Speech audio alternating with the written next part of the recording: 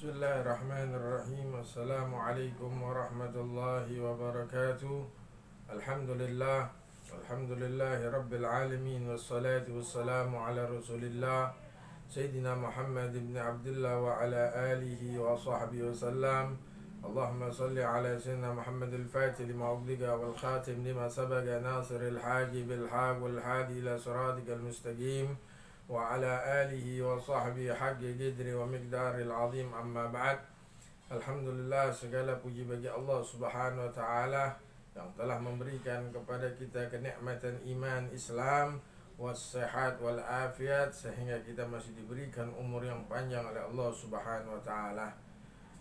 Anak-anak semuanya, pada kesempatan ini kita melanjutkan bagaimana pelajaran tentang dakwanya Nabi Muhammad SAW.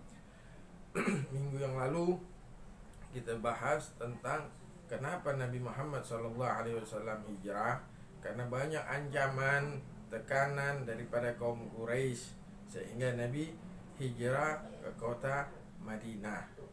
Nah, setelah di Madinah, Nabi SAW mulai membuat program kerja dan melaksanakannya seperti yaitu membangun masjid, mempersaudarakan antara muhajir dan ansor, dan membuat perjanjian dengan penduduk Madinah. Langkah pertama yaitu Nabi SAW membangun masjid. Pembangunan masjid segera dimulai dan seluruh umat Islam ikut ambil bagian, sehingga berdirilah sebuah masjid berdinding bata, berkayu, batang kurma, dan beratap daun kurma. Ma'asyiral ikhwan rahimakumullah. Inilah bagaimana dakwah Nabi SAW yang dilaksanakan ketika Nabi SAW datang ke kota Madinah. Masjid yang dibangun oleh Rasul SAW bersama kaum muhajirin dan ansar tidak hanya berfungsi untuk ibadah saja, tidak hanya berfungsi untuk melaksanakan sholat saja, akan tetapi untuk seluruh kegiatan Nabi SAW membuat masjid itu untuk seluruh kegiatan keislaman, yaitu pertama mempersaudarakan umat antara kaum muhajirin wal ansar, karena kita ini adalah semuanya saudara. Innamal mu'minuna ikhwah. Kita ini semuanya saudara. Jadi kalau ada saudara kita yang sakit, kita juga ikut sakit. Sebagaimana kata Nabi SAW, al-mu'min kal-bunyan yashuddu ba'duhum ba'dan. Orang mukmin itu saling menguatkan antara satu dengan yang satu. Kalau yang satunya sakit, maka kita ikut merasakan sakit. Tetangga kita susah, kita ikut juga susah. Tetangga kita ada yang meninggal, kita ikut merasakan kesedihan, kesusahan yang dialami oleh tetangga kita. Tetangga kita melaksanakan kesenangan, ada perayaan, kita ikut melaksanakan, ikut kegembiraan, walaupun kita dalam keadaan tidak seperti yang kita tampakkan. Maka itu bilang wasyariku fil amr, kita ikutin. Terus mengkaji ilmu agama. Masjid ada namanya majelis ta'lim, ya kan? Bagaimana seorang ini ingin dekat kepada Allah Subhanahu wa taala, ya dia harus belajar ilmu. Karena kata Nabi, talabul ilmi faridatun ala kulli muslim. Menuntut ilmu itu wajib hukumnya bagi setiap orang muslim. Bagaimana dia mau mengenal Allah Subhanahu wa taala, bagaimana dia mau mendekat kepada Allah, dekat kepada Nabi SAW, kalau dia tidak mempunyai ilmu. Oleh karena itu, masjid adalah sarana untuk mengkaji ilmu, dan kita juga mencari guru yang harus benar, yang mana guru itu sanadnya harus menyambung kepada Nabi SAW. Jangan sembarangan mengambil ilmu dari orang yang kita tidak tahu. Akhirnya apa? Ilmu tersebut akan menyesatkan kita. Ma'asyiral ikhwan rahimakumullah, bahkan masjid itu sebagai pusat pemerintahan setelah Rasul Shallallahu Alaihi Wasallam dipilih sebagai pemimpin di Madinah. Nah, inilah langkah yang Rasul Shallallahu Alaihi Wasallam kerjakan, lakukan. Nah, sekarang bagaimana pertanyaan kita, masjid-masjid yang ada di daerah kita ini, apakah sama yang dikerjakan oleh Nabi Shallallahu Alaihi Wasallam, mempersatukan? Karena sekarang banyak sekali umat Islam yang saling benci, saling hasut dan lain sebagainya. Jadi bukan hanya untuk sholat 5 waktu, sholat Jumat dan lain sebagainya, tapi untuk mempersaudarakan antara si fulan dengan si fulan yang tadi dalilnya innamal mu'minuna ikhwah.